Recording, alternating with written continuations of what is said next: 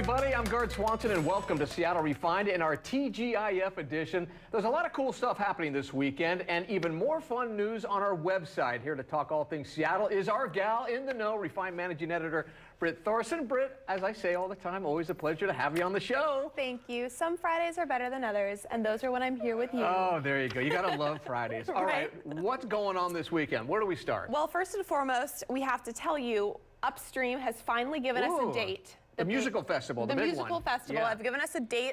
They've announced when they're going to announce the lineup, right? They're going to announce it. Okay, got it. So keep your eyes peeled. If you're interested in Upstream, which remember is Paul Allen's music festival that is happening this summer, they are going to announce a partial lineup 10 a.m. next Thursday, the 23rd. Ooh. We cannot wait to see. This has had so much kind of anticipation and we've behind been all over this concert right when it was announced. We do. We've just been kind of just giddy waiting for more and more and more details, and they've been so sparingly giving us out little bits here, little bits there, and now we actually get to hear some of the lineup artists, that'll be great. Is outstanding. So keep your eyes peeled. 10 a.m. next Thursday.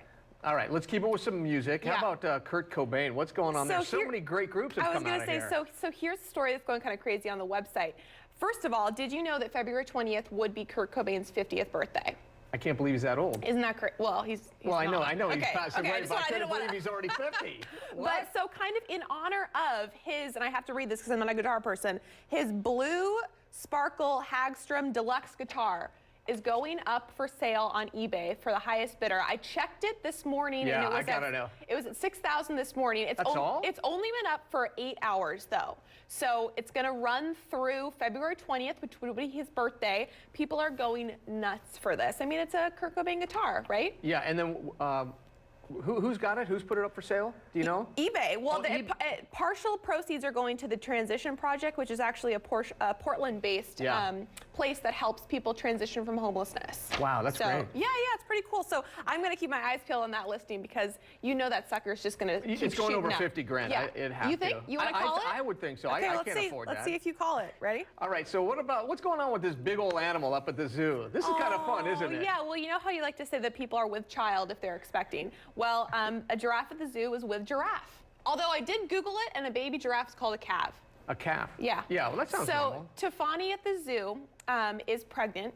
This will be the first successful birth, or excuse me, the second successful birth of a giraffe at the zoo in 20 years. Fun fact, a gestation period for giraffes, 14 to 15 months. But does she have health care? I'm curious, does she? TBD.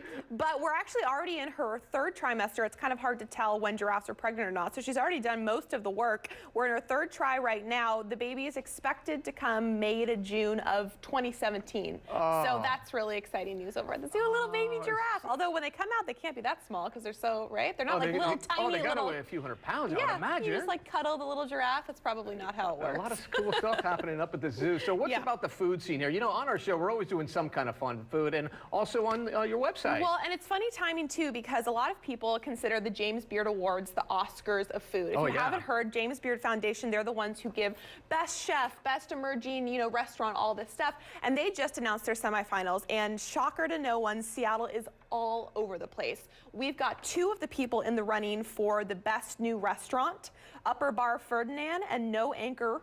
And then we also have three people in the running for Rising Star Chef. That would be Brady Williams at Canlis, Maximilian Petty at Eden Hill, and Jay Blackington at Hopstone's Wood Oven. Yeah, there's Canlis right there. I've been there a few times. That is just so rich in atmosphere, and the food's great. It is, and you know what's funny? It's like everyone laughs about there's that one person who's always nominated for the Oscar. Like, Canlis is always nominated and probably wins a James Beard Award. They're just, without fail, just always on that list. But there are a lot of, what I love about the Seattle scene is that every year we get more and more restaurants and bars, and every year those restaurants and bars are making those lists. It's not just Canlis sweeping the whole thing. It's nice. We got it going on here. And what a great place to live here in Seattle. And I'm going to tell you right now, I am furious today. Furious. And you know why. I do know why. But isn't sixth place better than... No, it's not.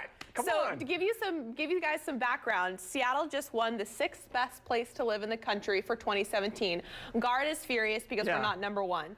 I completely understand, but at the same time, if we were #1, don't you think that we would just be swarmed with people? Well, we already are swarmed with people. I know, actually, and all you're the right. ugly traffic we have, and look at our beautiful city right here. And I know. I could barely see it on the screen. It said Austin was #1. Yeah, Austin is #1. That's a cool city. That's a cool city. Yeah. Denver, #2. That's okay. San Jose, #3. Not bad. We did a barbecue place in San Jose, so I'll Yeah. give it that, but it's not better than here. DC is #4. We have friends in DC. DC refined. Yeah, that's right. But #5 is where you kind of take up. #5 is Fayetteville, Arkansas.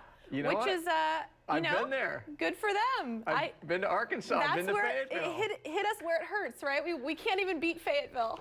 Gosh. No offense to Fayetteville. I'm sure you're wonderful. I've actually never been, so I can't talk. Yeah, Fayetteville's okay, but Yeah. I need more criteria, I guess, because Seattle is just such a Yeah, cool well, this place. is the U.S. World and News Report, so they're legitimate. All right, Yeah. you got to go with it. All You right, do. all this talk about food is making me hungry Yeah. and great cities. And Yeah. so what do we have? Okay, so question for you. Let's say you're out to dinner, maybe a little happy hour, and you see a burger on the menu and you see sliders on the menu. Which one do you order? I'm going for sliders because I'm a bit of a light eater, but here's Yeah. the problem with sliders. You can have more than one. That's exactly right. It's everyone's problem with sliders, and that's why we did a roundup of the five best places to get sliders in Seattle. And let me Look at tell you, those. every single person I've asked chooses sliders over burgers every time because you're getting the same thing, but you think, oh, maybe I'll eat a smaller portion. Look at Well, what I that. found out ends up happening is you probably eat more than an actual burger just in sliders. how I good know, and those they're so look. good. I'll give you a couple names. Some Random Bar in Belltown and Toulouse Petite in Queen Anne are 2 of the 5. You got to go on our website to check out the rest of them, though. Yeah, and a good slider, not just what's in it, but the bread has to be right. Oh, 'cause the I'm bun. kind of a bread The guy. bun is so important. It is. Yeah. It really is. Yeah. All right, how about this love story thing going on here? So on the website, we do this thing every month. It's called Documenting Love. We team up with an outstanding wedding photographer named Alexandra Celia, and she basically chronicles a couple in love in Seattle every single month. And not only do we get to see their wonderful, beautiful photos, but we get to kind of hear their story. And this month, we wanted to kind of, in the theme of Valentine's Day, bring you one of those stories, and that's of Kaylee and Matt, who are engaged and living in Seattle. They met in high school, but they probably only spoke a couple words to each other in high school. Really? Then a couple years later, reconnected at kind of a reunion and are now in love, engaged, and getting married this summer. Oh, it's all about love, isn't it? Isn't that great? Look It at those gives guys. you a little aw. They're What a in cute love. couple. That's a cool. I love the black and white too. Yeah. That's really cool. Yeah, Alexandra's really talented. Yeah, and it's hard to go back because Seattle is the 6th best city, right? So don't move to Austin, guys. no, please. let's go take some pictures in Fayetteville. That would be better, right? I'm kidding. We'll start shipping all the Seattle couples to Fayetteville for our photo shoots. That's exactly right. All right, speaking of love, we've been keeping up with The Bachelor. So here's a sneak peek of Monday's new episode, which includes hometown dates. I'm still really confused about what I'm going to do tonight. Hometown dates are on the line. I have a lot to think about, and hopefully my heart will know what it needs to do. And you won't believe what Nick decides. That was really, unexpected. But then, who returns to confront Nick? And what does it mean for the rest of his journey? I've been dumped my entire life, and there's so many questions that I don't have answers to. Things can change quickly, and there's no really silver lining in this moment. If I leave here alone, I'll be devastated, I'll be heartbroken. It would have been a lot for nothing. A wasted tears and wasted broken hearts. Maybe this was all just a huge mistake. The next episode of The Bachelor airs at 8 p.m. on Monday right here on Como 4. Oh, yeah, The Bachelor. You got to like The Bachelor. There's always some crazy drama going on I in know. that show. You know what else is some crazy drama that's Yeah. happening in the world right now? NSYNC just announced that they're getting back together. Really? Okay, so that was kind of a big generalized statement. Let me roll that back a little Getting bit. back together. They actually announced that they're going to be doing an album. Oh, No wow. concert to know of just yet, but they are going to get back together for some sort of special album. It's their 20th Oh, my 20th God. anniversary. 20th anniversary. Kurt Cobain's would have turned 50. NSYNC is 20. I mean, I'm feeling older and older. I'm old. I'm getting old. All right, Britt Thorson, SeattleRefined.com. Thanks, Guard. All right, thank you. All right, coming up, did you know there's a tiny house revolution going on? Next on Refined, hear about the newest exhibits at the Seattle Home Show, plus how you could win a tiny house of your own. But before we go, Seattle Refined is teaming up with our sponsors at Redmond Town Center for a Red Carpet Movie Awards contest. Just head to SeattleRefined.com/Redmond and make your movie picks for a chance to win an amazing package. Thanks to iPick, Gene Juarez, Cycle Bar, and Island Time Eatery. Again, head to SeattleRefined.com/Redmond for a chance to win. All right, we'll be right back after this.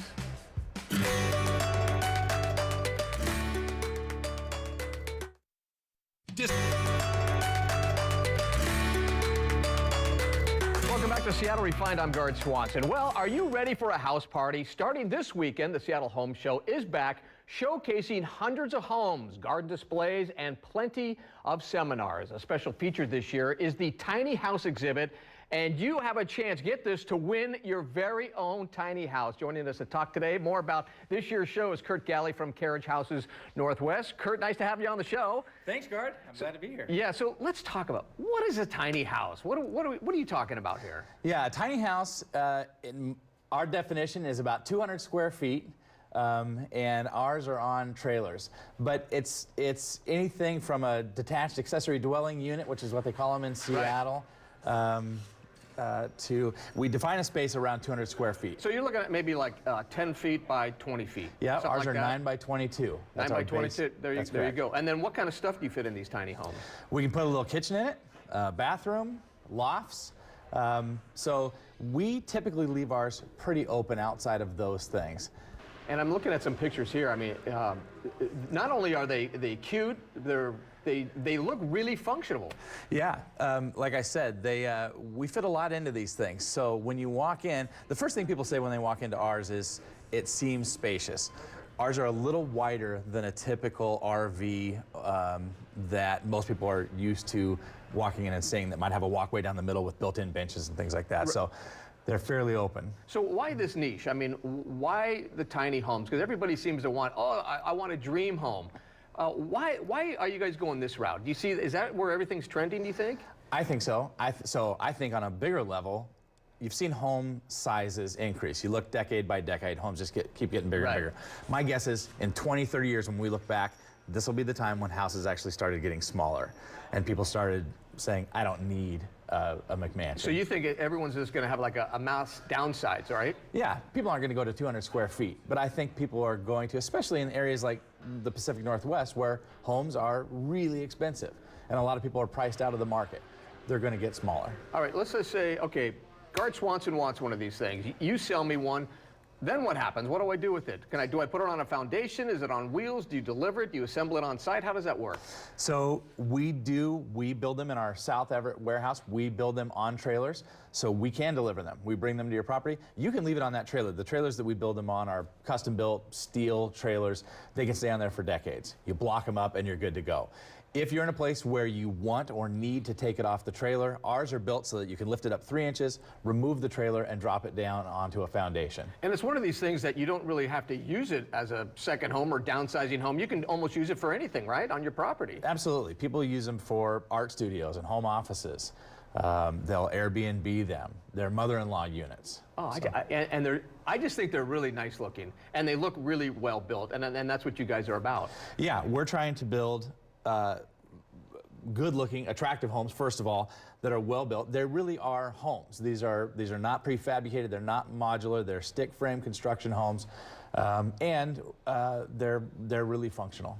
And real quick, will you just mention the home show? Because I know that's where you guys are going to be showcasing a lot of this, right? Yeah, absolutely. So we have 3 of our models at the home show, which is going on tomorrow, Saturday the 18th, through Sunday the 26th. Oh, that's great. And look at this here. I mean, I think that was probably one of your workers, right? Did some shingle work there? I think so. I couldn't tell. I didn't see it quick enough to see if it was one of ours. But yeah, we're still doing some finishing touches, painting and cleaning things up so that they'll be ready for everybody tomorrow morning. All right, I like it. Thank you so much, Kurt. Thanks, Guard. We really appreciate it. All right, have fun at the home show. Will do. I'm going to be down there joining you. All right, coming up on Refined, as Macklemore once said, one man's trash, that's another man's come up. Find out the hottest trends in collectibles and where to find them. That's coming up next on Seattle Refined.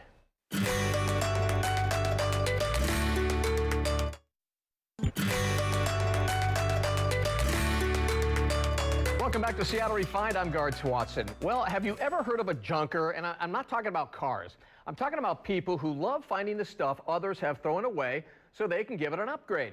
And there's no better place to do that than this weekend at the Great Junk Hunt, and it's returning to Monroe today and tomorrow. Refine's Malia Karlinski shows us what it's all about. With thousands standing in line, you might think these people are waiting for a concert or a major sporting event. But actually, they're on a hunt for junk. What are you doing here at the Great Junk Hunt? I'm looking for Christmas stuff and to be inspired. I'm actually looking for a fireplace mantle. I'm looking for a buffet that I can paint because we're moving, so I have a special spot for one. Linda Albers got into junk for a reason most of us can understand. What is junk? I mean, I guess, I love antiques, but I could never really afford them. So I just decided that vintage would be my look. And if I upcycled it, I could make it look just as good as the real thing. Turns out she's not alone. Lots of people love their junk. So Linda started a show where buyers and sellers can connect. It's a vintage market, actually one of America's top 15 markets, and we have over 100 booths of vintage awesomeness, upcycled, recycled, repurposed items in there. And it's a junker's paradise. Junker's paradise, all right, let's go take a look. Let's do. All right. Refined walked the floor with Linda to get the inside scoop on what's hot this holiday season. The answer was literally staring us in the face. So Malia, come check this out. Oh dear. Taxidermy? I know. Oh dear, cute. Taxidermy. It's hot. But she's found a way to even change the look. It's been around for a while, but now she's stuck some color on there and made it fun again. Taxidermy is chic these days, and so are vintage TVs, used in new ways. You talked about upcycling. This is the ultimate upcycle. Is this, I don't know, an old TV? An old TV. I'm thinking it's from the 50s. And what's going on in there? Well, she's done a cute little Christmas vignette in there. Inside a revamped Glamper, we got to hear about what we should be collecting. What is hot right now in terms of collectibles? They're collecting Tonka trucks and vintage Christmas ornaments, glass balls. Those are beautiful. And tinsel trees. We learned there are many reasons people go searching for that special something. One is nostalgia. Whenever I see vintage ornaments, it reminds me of Christmases with my mother, who's passed away a few years ago. Others are looking to add a touch of vintage charm to their modern life. And what have you been on the hunt for tonight? Tonight I'm working on finishing up my boys' rooms, and I'm doing a lumberjack room in one of my boys' rooms, so I found this really awesome plaid blanket that I'm excited to add a little pop of red. And there are those folks who have a specific design aesthetic. Remember that mounted deer head? Matt just had to have it, even if it just might make his girlfriend mad. And how many is that now? This is 6. So it's worth it. Better to ask for forgiveness than permission. That's the way I look at it. At the Great Junk Hunt, anything goes. They're nice.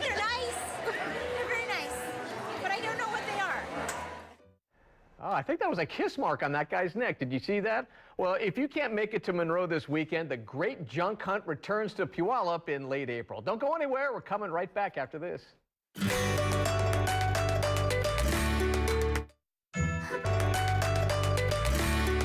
Can't believe it. Time is flying by. We're just about finished with this episode of Seattle Refined. And as we end the show, here are some of our favorite photos and moments of the week. Have a great Friday and a weekend, everybody.